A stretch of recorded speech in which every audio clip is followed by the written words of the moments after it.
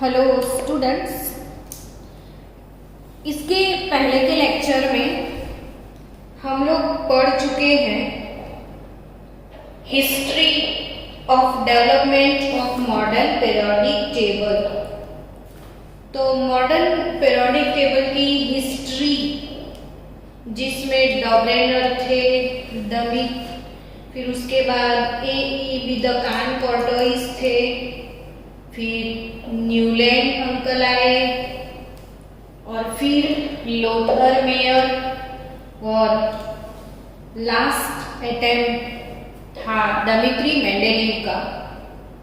So student, the credit for developing of the periodic table which we know today goes to Russian chemist Dmitry Mendeleev and the German chemist Lothar Meyer.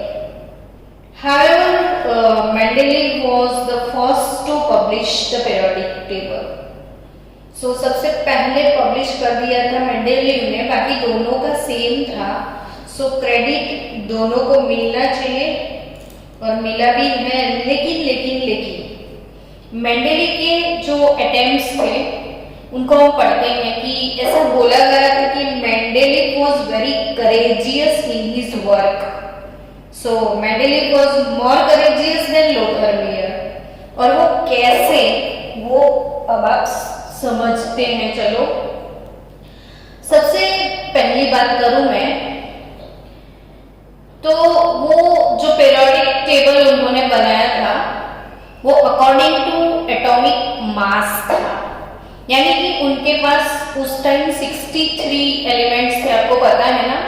Mendeleev ने 63 element का classification किया था और वो 63 elements वो increasing order of atomic mass arrange किया गया था। एटॉमिक मास के इंक्रीजिंग ऑर्डर में थे, यानी जिसका मास कम है वो पहले आएगा और जिसका मास ज्यादा है वो बाद में आएगा। लेकिन कहीं कहीं पे कुछ प्रॉब्लम आए तो उन्होंने बिना झिझक काफी डिसीजन खुद के ले लिए। उनके डिसीजन के बारे में आज पढ़ते हैं कि if an element can not be placed correctly on the basis of its measured atomic mass, he assumed that the atomic mass must be wrong. अब वो जैसे एलिमेंट्स को अरेंज करते जाते थे, तो वैसे जैसे जैसे अरेंजमेंट होता था तो उनके ऊपर वाले, यानी कि वो ग्रुप वाइज और पीरियड वाइज प्रॉपर्टीज मैच भी करते थे।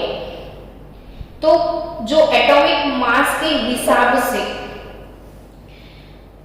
जो एलिमेंट्स थे उनको अरेंज करने की नौबत आई, तो अगर उनके प्रॉपर्टीज मैच नहीं हुए तो वो कंफ्यूज नहीं हुए। प्रॉपर्टी मैच नहीं हुए तो कंफ्यूजन की बजाय उन्होंने सीधा आंसर दे दिया, उसका एटॉमिक मास किसी ने गलत निकाला होगा, यानी कि एटॉमिक मास रॉन्ग होगा, वरना ये एलिमेंट यहाँ पे फिट होना ही चाहिए। बोलो कितना गुड डिसीजन है ये। तो ऐसा एक एग्जांपल लेते हैं ताकि आपको पता चले कि अरे भाई किसके साथ ऐसा हुआ था। तो वो एलिमेंट था इंडियम। आपको शायद याद होगा ना, इंडियम ग्रुप नंबर 13। बाल गए इंडियन तेल से वापिस नहीं आएंगी। बाल गए इंडियन तेल से वापिस नहीं आएंगी। और ग्रुप नंबर 14 की बात करूं ना, तो काशी गए शंकर प्रभु फ्लावर लेके। ग्रुप अच्छे से प्रिपेयर करो ताकि आप मेरी तरह लिख पाओ। तो यहाँ पे जो इंडियम उनको अरेंज करना था, तो प्रीवियसली असाइन मास जो था इंडियम का वो था 76। असाइन इंडियम का मास कितना था प्रीवियसली असाइन? 76। तो अगर 76 इसका मास है तो आर्सेनिक और सेलेनियम की बात की जाए तो आर्सेनिक का मास है 75 और सेलेनियम का मास है 79। अब आप समझना यहाँ पे ग्रुप नंबर 15, नाना पाटेकर, ऐश्वर्या, सब भिखारी इन मॉस्कोवियम। और 16 नंबर की बात करूं तो OSATOLV। अब सोचो सेलेनियम की प्रॉपर्टी ये वाले ग्रुप से मैच होती है, आर्सेनिक की प्रॉपर्टी ग्रुप नंबर 15 के साथ अभी मैच हो रहा है। ये 75 है, ये 79 है और इसका प्रीवियसली असाइन मास था 76। अब आर्सेनिक और सेलेनियम के बीच में कहां इसको प्लेस आउट करना? 79 जनरली 75 और ये 79, तो 75 के बाद यहाँ पे क्या आना चाहिए? 76 आना चाहिए, यानी कि यहाँ पे इंडियम ही आना चाहिए। लेकिन इंडियम के प्रॉपर्टीज तो ऐसे थे ही नहीं, ये इन सब के प्रॉपर्टीज के साथ इंडियम का कोई मैच ही नहीं था। तो उनको लगा कि इंडियम का मैचिंग तो पूरा ये वाले ग्रुप के साथ है, यहाँ पे है, तो इन्होंने सीधा सीधा बोल दिया कि भाई ये 76 हो ही नहीं सकता, इट वाज रॉन्ग। और सच में फिर से उसको रिकरेक्ट किया गया, फिर से उसका मास निकाला गया ना बच्चों। उन्होंने प्रिडिक्ट किया था कि इंडियम यहाँ आएगा और इसका मास शायद 114 हो सकता है, ये इनका प्रिडिक्शन था। और सच में nowadays currently accepted atomic mass of indium is 114.82 है ना। मजेदार बात फिर से मैं आपको एक बार बता दूं कि जो अगर कोई एलिमेंट अरेंज करते करते बीच में आ जाता था और उनके प्रॉपर्टीज मैच नहीं किया तो उन्होंने बोल दिया कि ये रॉन्ग है, ये होना ही नहीं चाहिए, 76 होना चाहिए 114। और एक्चुअली आर्सेनिक का है 75, सेलेनियम का 79, तो इन दोनों के बीच में इंडियम आ ही नहीं सकता, प्रॉपर्टी के हिसाब से मैच हो ही नहीं सकता। सो ये रॉन्ग है और ये प्रिडिक्शन दिया कि इतना आना चाहिए और करंटली इट इज 114.82 उसका एटॉमिक मास है। सो यहाँ पे जो रॉन्ग चीजें थी वो भी अच्छे से रिकरेक्ट हम कर पाए। एंड वैसे भी chemical properties of indium also consistent with the group pattern defined by the non properties of aluminium and thallium. So thus is support Mendeleev। और यहाँ पे इंडियम की प्रॉपर्टी देख ही सकते हो आप कि एल्यूमिनियम गैलियम के जैसे ही है, तो वो यहाँ पे नहीं रख सकते। तो that's great attempt of Mendeleev. उसके बाद की बात करते हैं, दूसरा कोई एग्जाम्पल ऐसा है तो देखते हैं। दूसरा अटेम्प्ट उनका है कि दो the atomic mass of potassium is 39.10 was less than the mass of argon which is 39.5। यहाँ पे पोटेशियम की बात की जाए तो वो 39.10 है, ठीक है। और आर्गन की बात की जाए तो 39.95 है। अब आप सोचो पहले कौन आएगा? की आएगा फिर एयर आएगा। एक्चुअली पहले पोटेशियम आना चाहिए और फिर आर्गन आएगा, लेकिन आपने देखा उन्होंने पहले आर्गन को प्लेस आउट किया फिर पोटेशियम। आर्गन 18 नंबर पे है, पोटेशियम 19 नंबर पे है। देखो आना चाहिए था पहले 18 पे पोटेशियम आना चाहिए था, 19 पे आर्गन आना चाहिए था। उन्होंने 18 पे रख दिया आर्गन को और इसको यहाँ पे क्यों? तो he placed argon before potassium. Why बच्चों?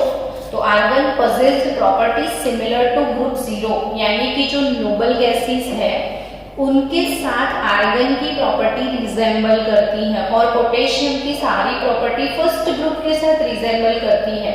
तो ये जो रूल था increasing order of atomic mass, उसको स्ट्रिक्टली फॉलो नहीं किया गया।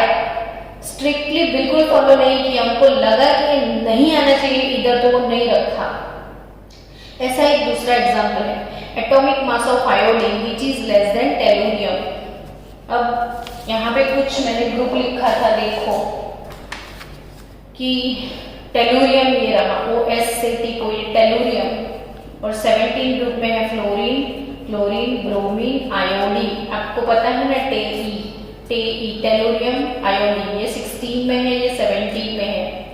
अब लिखा क्या है कि atomic mass of iodine which is less than tellurium, यानी आयोडीन 16 में आना चाहिए था, टेलुरियम 17 में आना चाहिए था। ऐसा करते ना तो कितना गजब हो जाता, सारे प्रॉपर्टी उल्टा पुल्टा हो जाते। आयोडीन का प्रॉपर्टी तो भाई फ्लोरीन क्लोरीन के साथ रिजेंबल करता था, टेलुरियम का प्रॉपर्टी सेलेनियम सल्फर से रिजेंबल करता था। तो यहाँ भी उन्होंने अपना रूल ब्रेकआउट किया, उसको स्ट्रिक्टली फॉलो नहीं किया।